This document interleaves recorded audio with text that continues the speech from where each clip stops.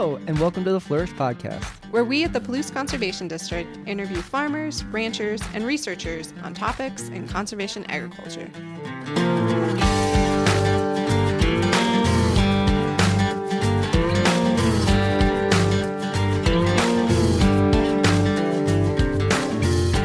FLOURISH, also known as Farmers Leading Our United Revolution in Soil Health, is a farmer-led conservation innovation project to support the widespread adoption of soil health practices by integrating cover crops and livestock into farming operations. The ambitious purpose of FLOURISH is to not only regenerate our soils, but also our rural communities by creating opportunities for younger generations to return to productive, sustainable farms. On this podcast, we bring you updates from on-farm trials, research findings, and advice from farmers. Hello, and welcome back to the FLOURISH Podcast. I'm here today with David Dobbins and Hillview Farms. David, thanks for joining us.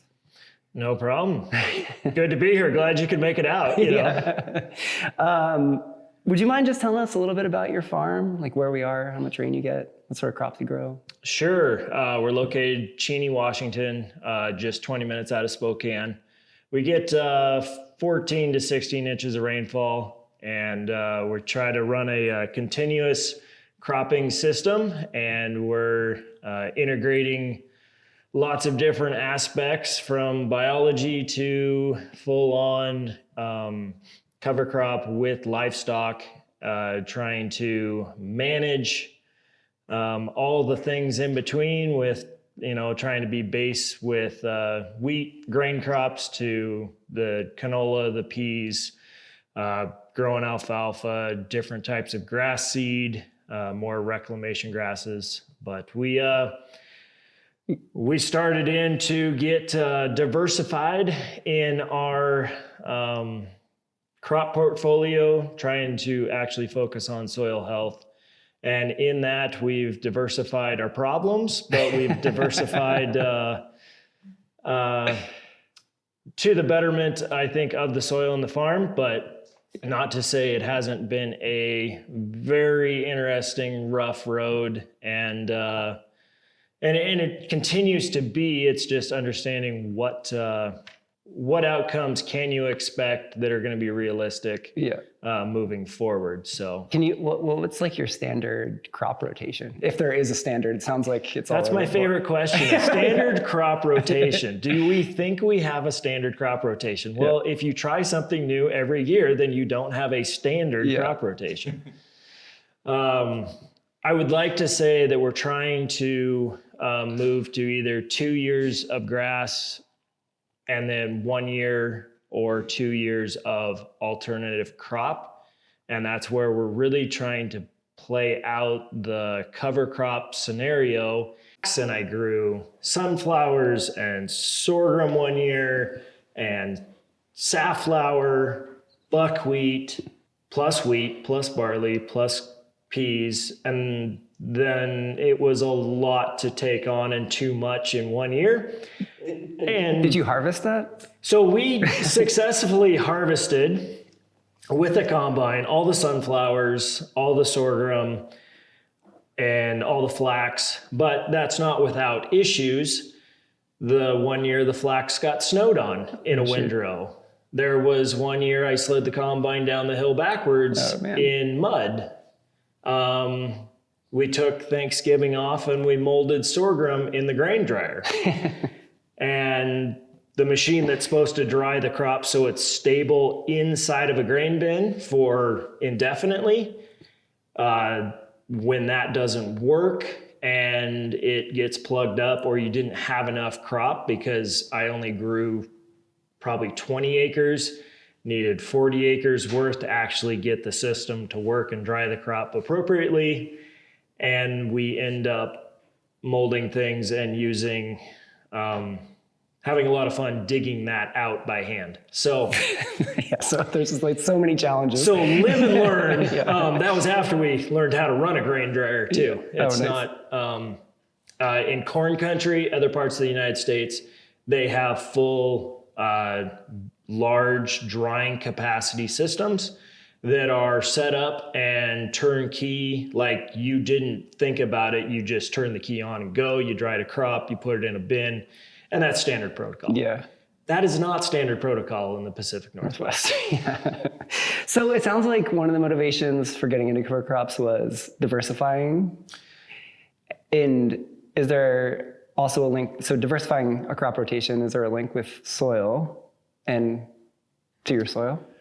So with, I guess going back, we went quite a few years ago, we went on a trip. It was part of the Shepherd's Grain Young Gun Collaborative. Mm-hmm. We went back to see Dwayne Beck at the Dakota Lakes Research Farm in South Dakota. Cool. And through that trip, we saw a lot of different crops, and we saw a lot of things that they were doing with no-till. We saw a lot of things that we were doing, they were doing with crop diversity, water infiltration rates, getting the soil back to grow more than just wheat. Mm-hmm. And so I think a lot of us came back with a different mindset from that crop tour that, you know, we can reach out and we can go a lot farther and do a lot more things. And it's not that we had the guidebook by any means. Yeah. We were going to start out as conventional farmers to then high disturbance, no-till farmers, and then end up as low disturbance, disc-drill, no-till farmers. And that's a change in equipment profile, but it also needed to be a change in fertilizer management. Now you're also kind of a rancher. Yes. So you can become a rancher. You can be a livestock specialist. You could be a rangeland management specialist. You can go a lot of different ways with it. At that time, we started with just trying to diversify the crop rotation. And I wasn't seeing the results that I wanted nearly as fast. And several different people said, once you add livestock, you will change your system faster than you could ever believe. After having livestock on the farm for 60 years, growing up with livestock, my grandfather, my dad, having a small operation, being able to sell what we produced as local beef. We didn't have the numbers to manage the crop ground in a cover crop capacity and have a benefit on a scalable acre. We could manipulate 1 acre, but we couldn't actually get far enough. And that's where I ended up selling all our cows, the calves, the yearlings, the bull, selling that whole set and that whole business model. I don't know if that was the right choice now, but that's what I did. Mm-hmm. And then I found a partner that could bring in hundreds of animals to be able to allow us to graze small paddocks, get our high intensity grazing onto these cover crops. Because the best way to manage a diversified cover crop, I felt, after growing them as a monoculture, we needed to blend them and never run them through a grain dryer again. So let's run them through a cow. Yeah. I was familiar with cattle. The opportunity to get cattle was more efficient and more practical. And so we decided to use cattle other than other species of protein. That was going to be a lot of sheep and a lot of pigs or a lot of chickens or some other way we could do it. But for right now, we focused on the cattle and decided to build a lot of fence. That's what I was going to ask, yeah. So you sold the cattle and then you ended up bringing in like hundreds of cattle. Can you just talk about like what that transition was like? And so I had some very well-trained cows mm-hmm. that I think my dad could pet at least half of them. Mm-hmm.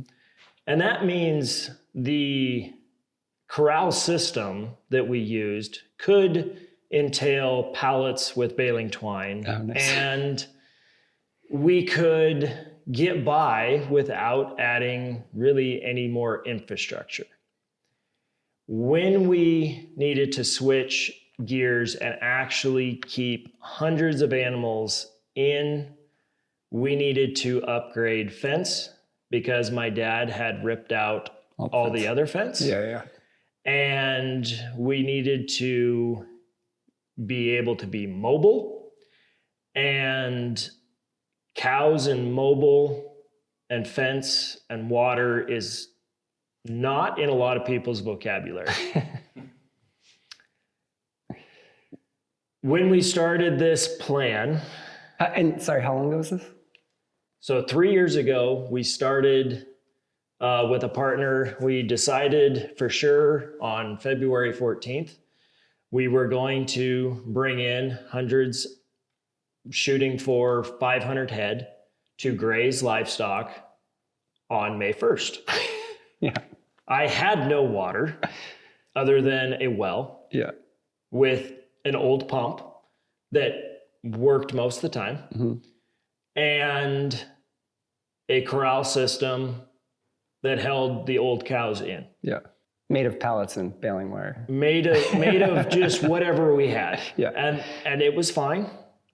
And we made it work. But by May 1st, we had ordered and installed a new pump, a new static water booster pump, bought enough lay flat hose to go over 3,000 feet Whoa. away from a charged water spigot, and bought like 12 miles of fence.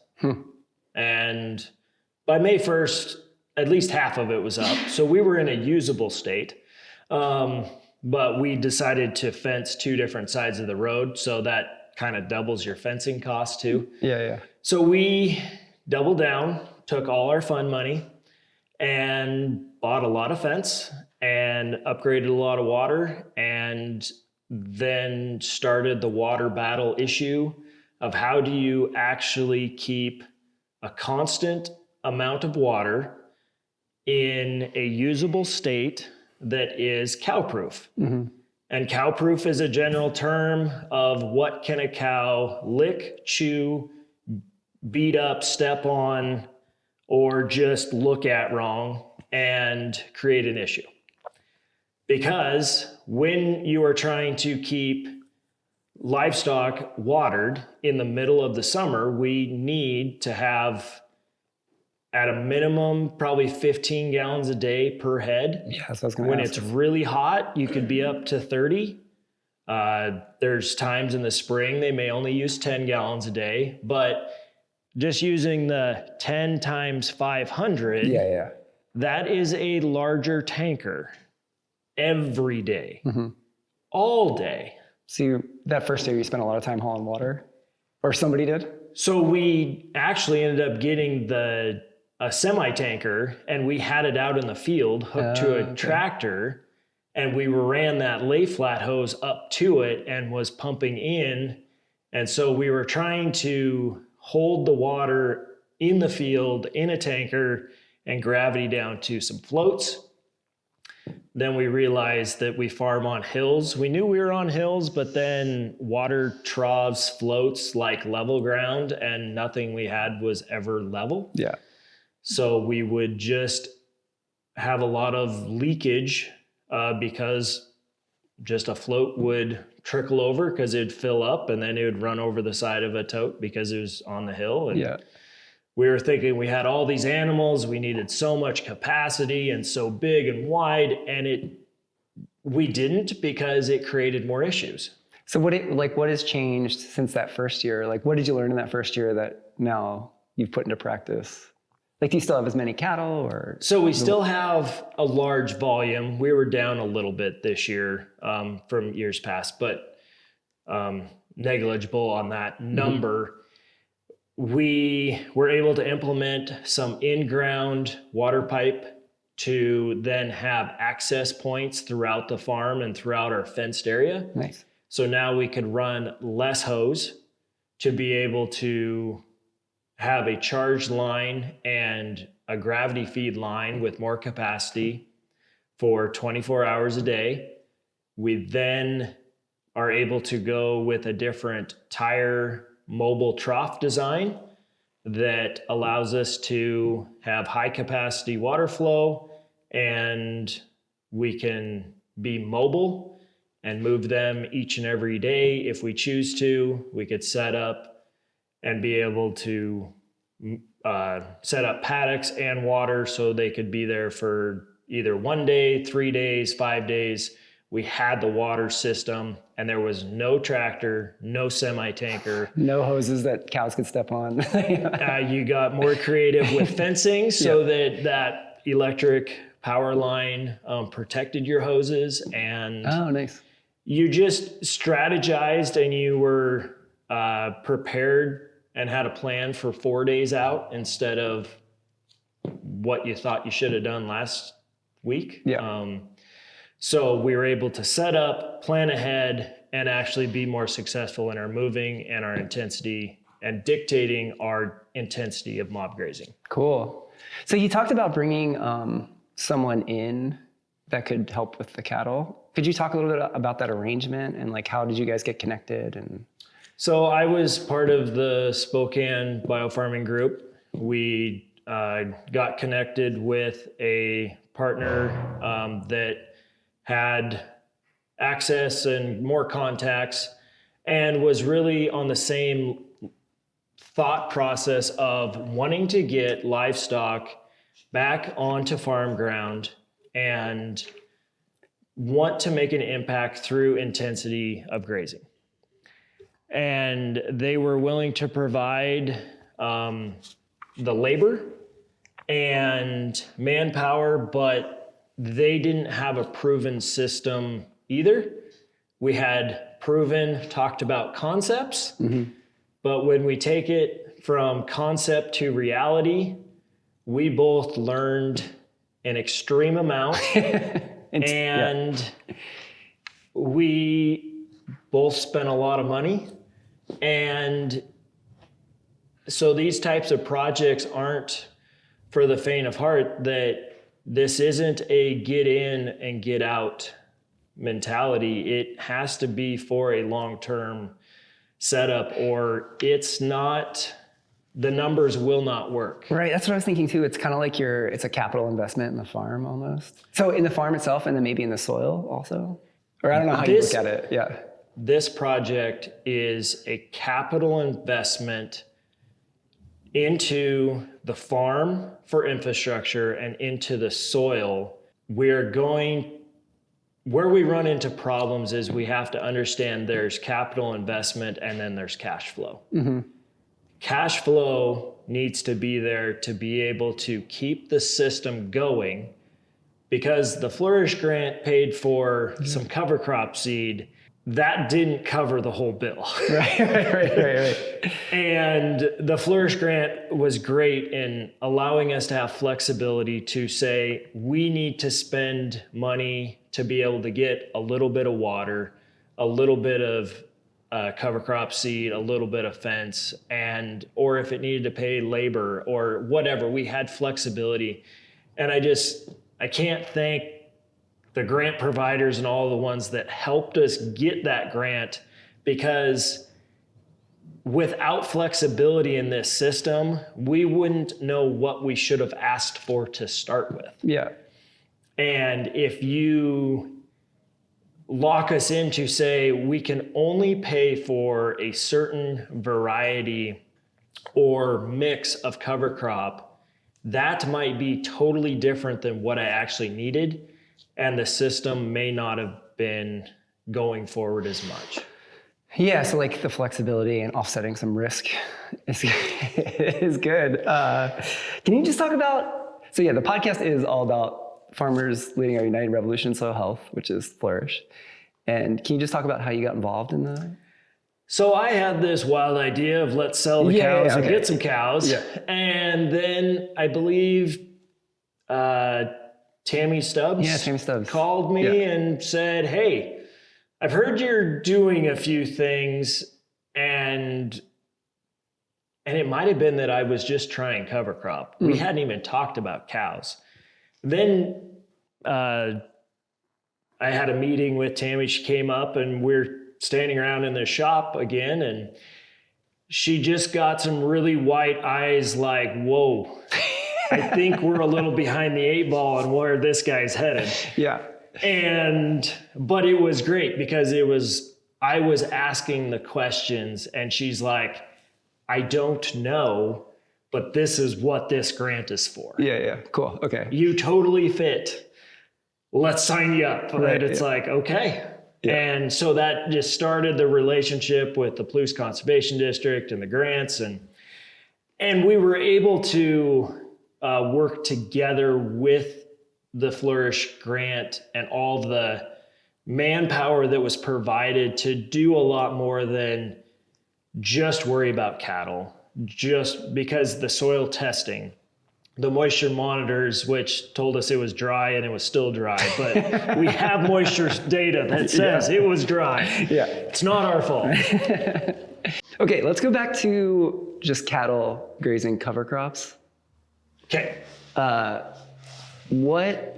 do the cows, do you have any observations of like how the cows take to the cover crop? Like, do they like it?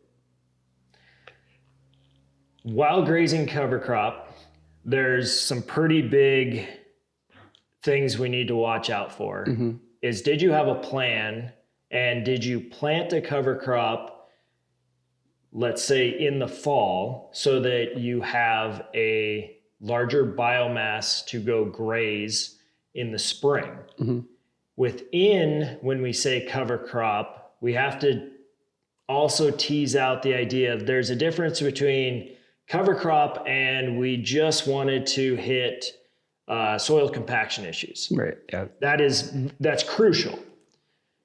Then there's a cover crop that we wanted to, is it just for fertilizer management so we don't need to add as much the next year? Right. And that would be like adding a bunch of peas or something like that. Yeah. That's part of it. Yeah. So it's like, did we focus on that? And then it's like, oh, wait, we have a lot of cattle coming in. We should feed them. Yeah.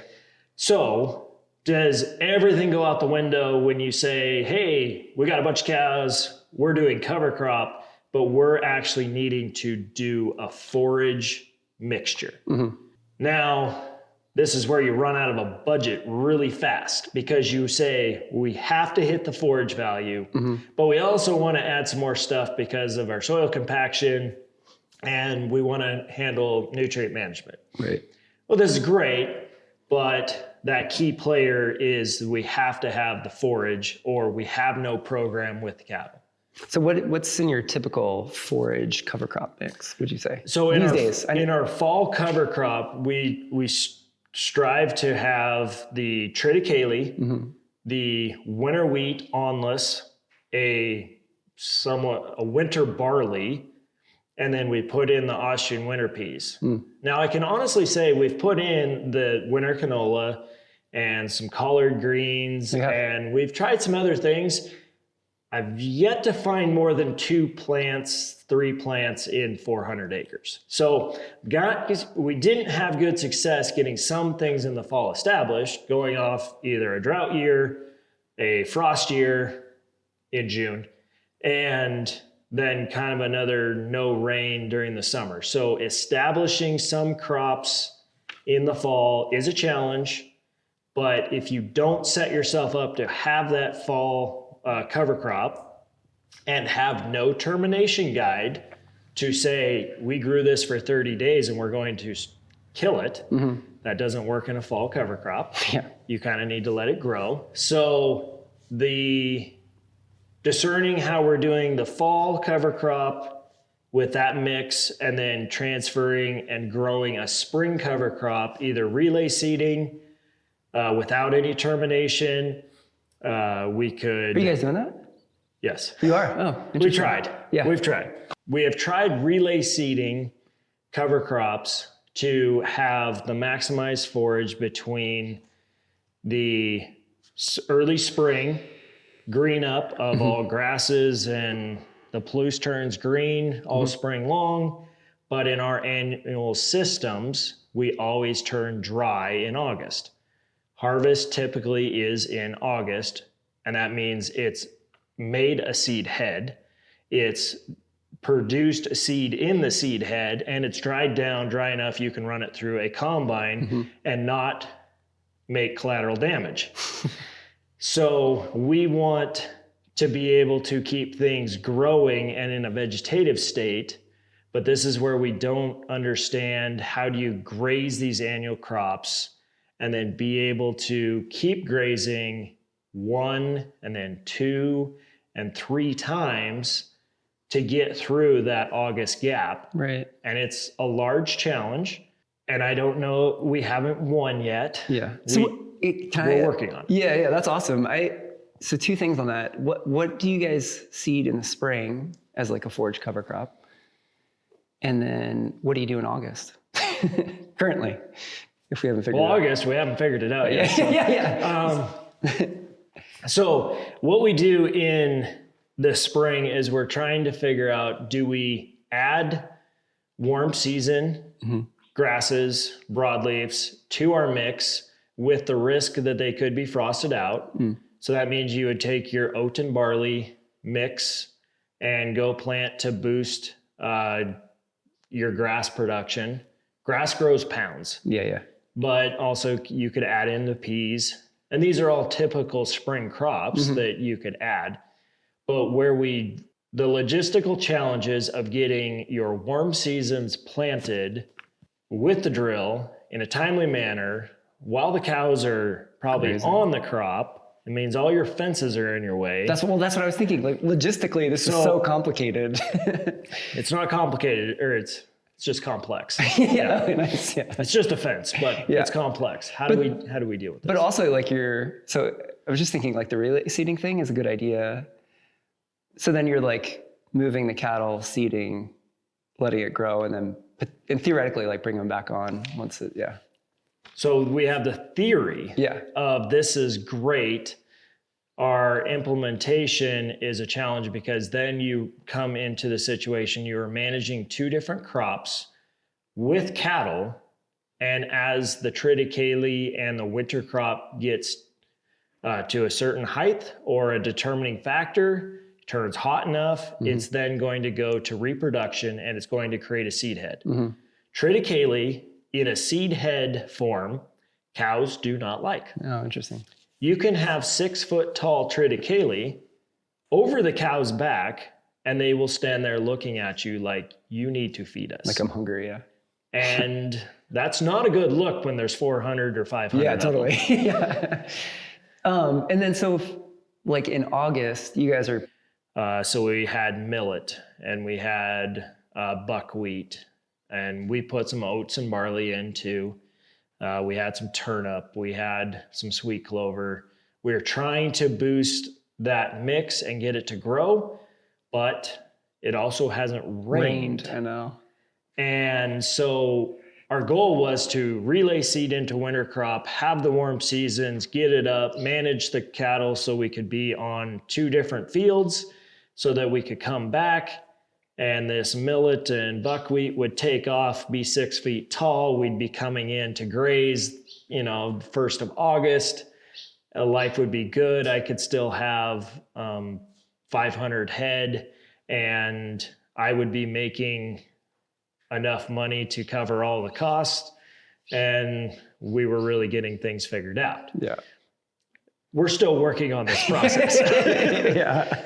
So it was funny. I was at a farm yesterday talking to this guy, and he was like, yeah, do you remember that one rain we got in May?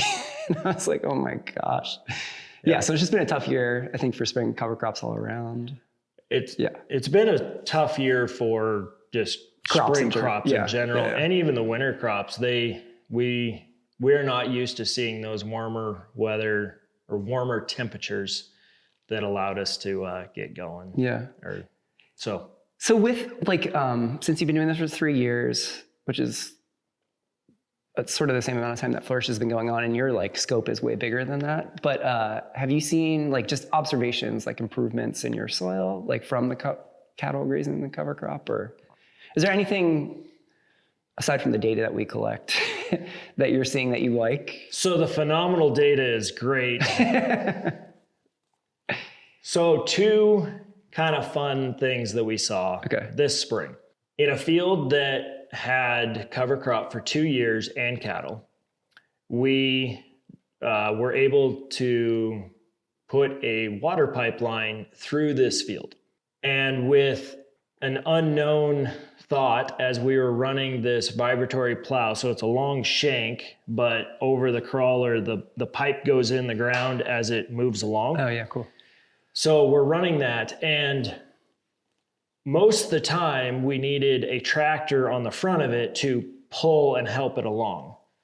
In one section of the field, I was able to run that machine, putting pipe in all by itself and its own power, and we were actually moving. Oh.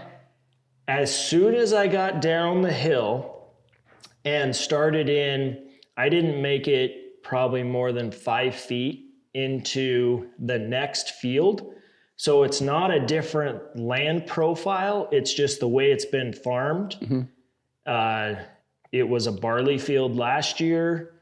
We were coming through cover crop and planted back to winter wheat. Oh, interesting. I hit that line with that ripper. You stopped. And I literally stopped. I made it 5 feet, and we had to go hook on a tractor to continue on. There was no go. That's cool. That's a good observation. And it's like, so we were making ground penetration with roots and mellowing out that ground. And I've heard this term from other regenerative people, but the soil being wetter, longer, drier, sooner was coming to light. Oh, like the water was able to be in the ground, but I was able to drive on top and be able to operate this machine without acting like it was slime, gooey, wet. So it acted drier, but I know it was just as wet. Yeah, that's cool. So then the second observation was I was driving through the field, whether we were on a four-wheeler, you could see it from the road just driving in the pickup. I was out in the sprayer, and we polka dotted a field. And it's like, why is this field polka dotted? It's dark green, spot, spot, spot, spot. I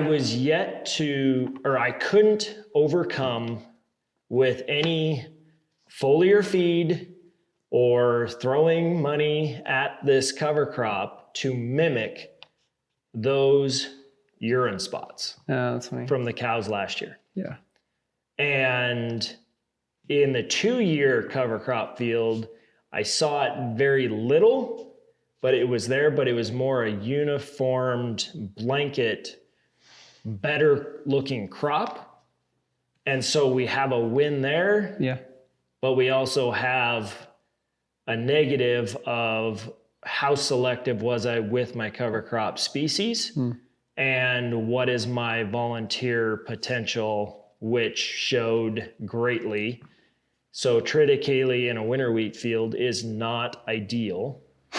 And we have to then overcome that. So we have to go back to the drawing board in our cover crop species mix to be able to help us keep the cover crops and the cattle in a rotation in the whole farm.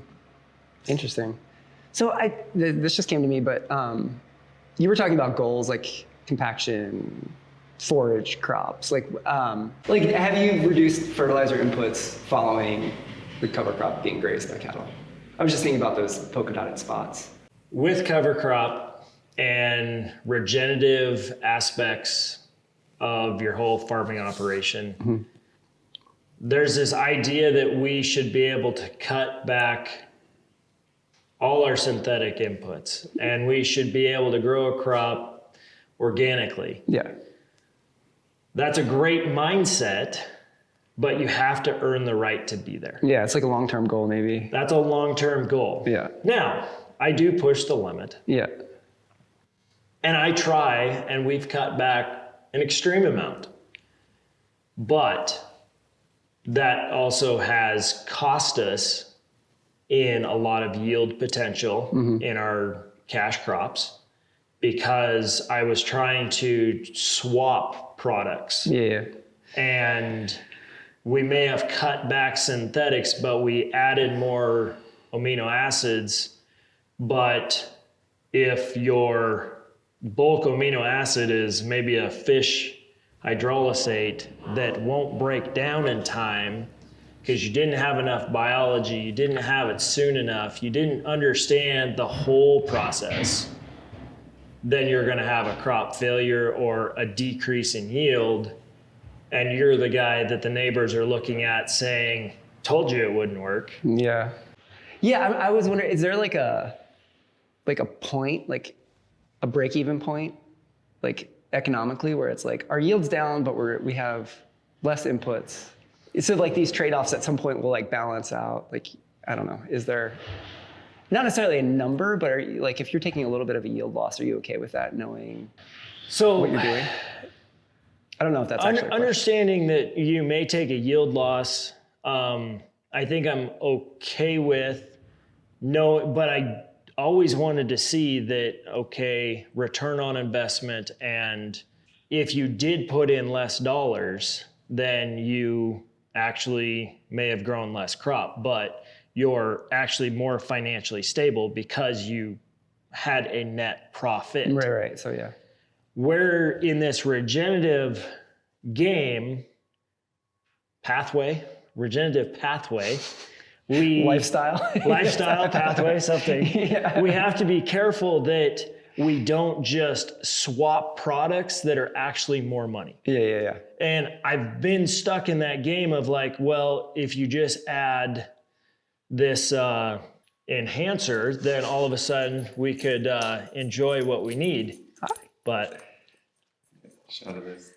Who's this? That's Ruby. Yes. She's so cute. That's been the Flourish mascot around the farm, I think, more than anything else. But hi, dear. With regenerative practices, we have a lot of nutrient management decisions. Mm-hmm. And figuring out how to make the best management decision is a challenge. But because of some funding with Flourish, we were able to get a few SAP tests, and we're working with our soil tests, and we're trying to then just do the simple bricks reading in a crop. So how do we have our live in the field feeling, but we also needed to balance and say what nutrient actually needed to be in the drill? Yeah. Because when we talk about trade-offs of some organic acids are expensive, some can be brewed on farm and they could be a lot cheaper, and that's a way to go in the future. But if we need a lot of nitrogen or we have to play catch up, mm-hmm. the cheapest way is to go back to a synthetic product. Yeah. And when we don't have the crop to canopy over and block the weeds from growing, then we're still on the chemistry chain. Yeah, totally. And it doesn't matter if we use reverse osmosis, water, structured water, all these other tools to help have a better spray job. Mm-hmm. We're still using that chemistry to protect our crop or bail our crop back out. Yeah. And that's an unfortunate dilemma. And that's where in the regenerative mindset, people say, it takes 3 to 5 years to get started, mm-hmm. or to get somewhere. I'm still looking for year 1 because I really want to know when I'll be at 5. Yeah. That's funny. All right, so my last question, just about like your Flourish trials, and we ask everybody this, but what's that? Wait, no, and you've talked about a bunch of it, but like, what's like the good, the bad, and like an absolute disaster that you've seen? Because that's like the lesson learned, I guess. The good of the Flourish trial and implementing some of the projects is the flexibility to see, like when we were putting in the pipeline, that we made ground infiltration in a positive way. The $500,000 it took to get that not ideal. doesn't make finances make sense. Right.